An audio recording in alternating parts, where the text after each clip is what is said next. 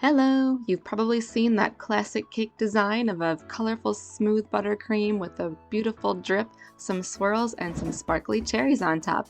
I'm going to break down all these techniques for you, make them very simple, so let's give it a try. I'm going to be using two different colors of buttercream frosting here. One I've colored Chef Master Baker's Rose, is one of my favorite pinks, and one I've colored with Chef Master Violet. You can find my recipes for my buttercream frosting on my website at customcakesandcupcakes.com and on my channel here. I've gone ahead and just skipped the steps of stacking and crumb coating the cake, but if you'd like to see those, I've got videos on those specifically that I'll link here. I wanted to focus on more of the outer decorating.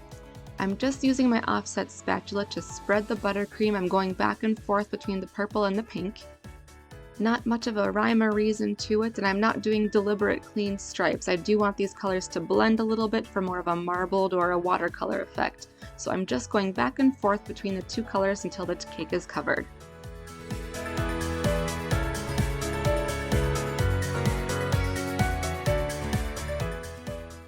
Once I feel my cake is totally covered with the buttercream frosting, I am going to be taking my offset spatula and purposefully just blending them and mixing them a little bit like this. Just up and down spreading until there really isn't a definitive line between the pink and the purple.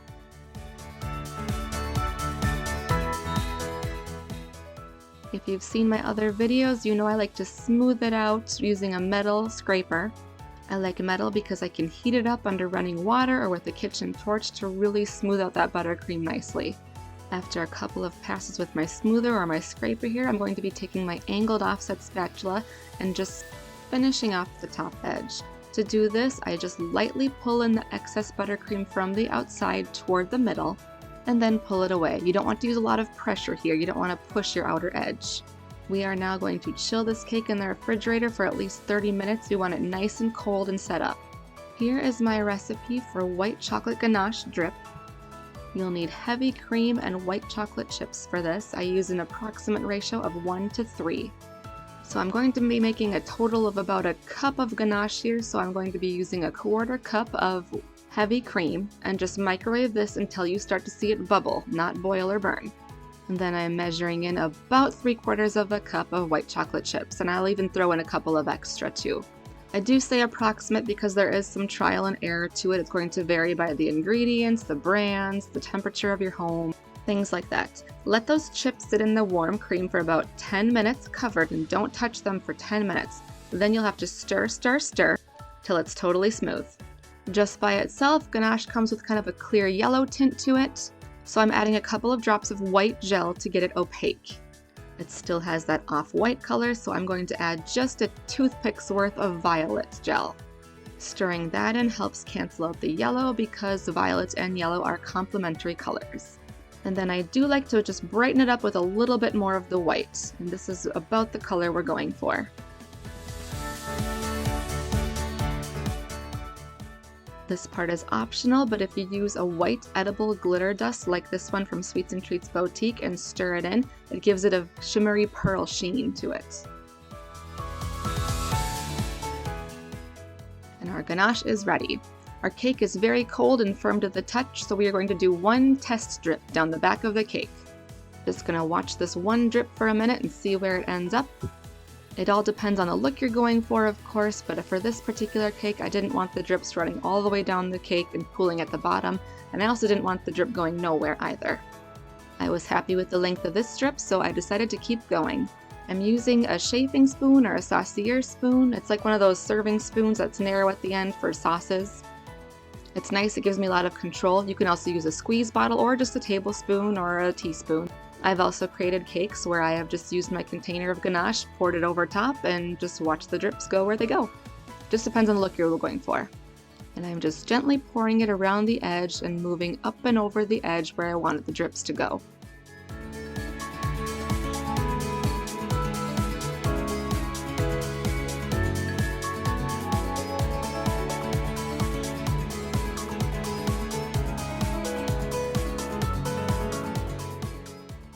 After I've made my way around the cake with the drips, I'm just going to scoop and pour a little bit over the top just to clean up the top and smooth it out. And then the cake will go back into the refrigerator to chill again. We want those drips to set up nice and solid. I'm going to be using a tip 849 to pipe my swirls on top of the cake. It's a large closed star tip, but really any large star tip will give a similar effect.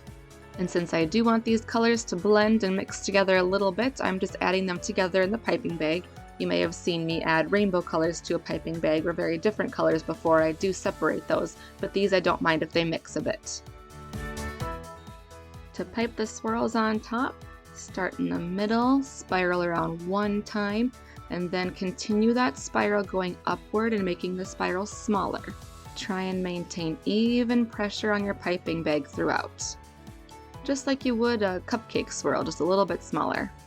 You can certainly make them as tall as you want. More than about 3 spirals here can get a little bit tippy, but just making sure your buttercream is nice and stiff consistency also really helps. Let's move on to making our glitter cherries. I'm going to be using 2 different colors of edible Luxe glitter dust by Sweets and Treats Boutique, a shade of purple and a shade of pink to match our buttercream. These are all just regular stem-on maraschino cherries that I've patted dry lightly with a paper towel. You want to take off some of the juice so it doesn't make a big mess with the glitter, but you wanted to leave them a little bit sticky to help the glitter stay. Just roll them around in the edible glitter until they're all covered, and then they're ready.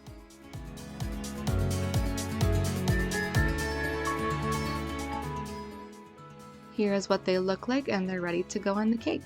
I like to kind of just lightly squish these right on top of each spiral when the buttercream is still soft. It hasn't been chilled yet. That way they stick in nicely, and when I do put them in the fridge, they stay very stable onto their spiral. Lastly, I'm just going to be adding this matching sprinkle mix by Sweets and Treats Boutique. It's called Pep Rally. I love it because it has lots of different shades of purples and pinks and golds and rose golds and white and lots of different shapes. It's super cute. So I'm just going to be pressing those into my buttercream and the ganache and the spirals here.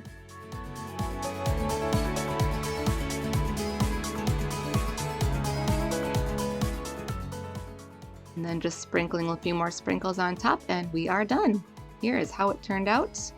You could definitely add more sprinkles around the sides and the back of the cake. I guess this cake just has a definitive front and back.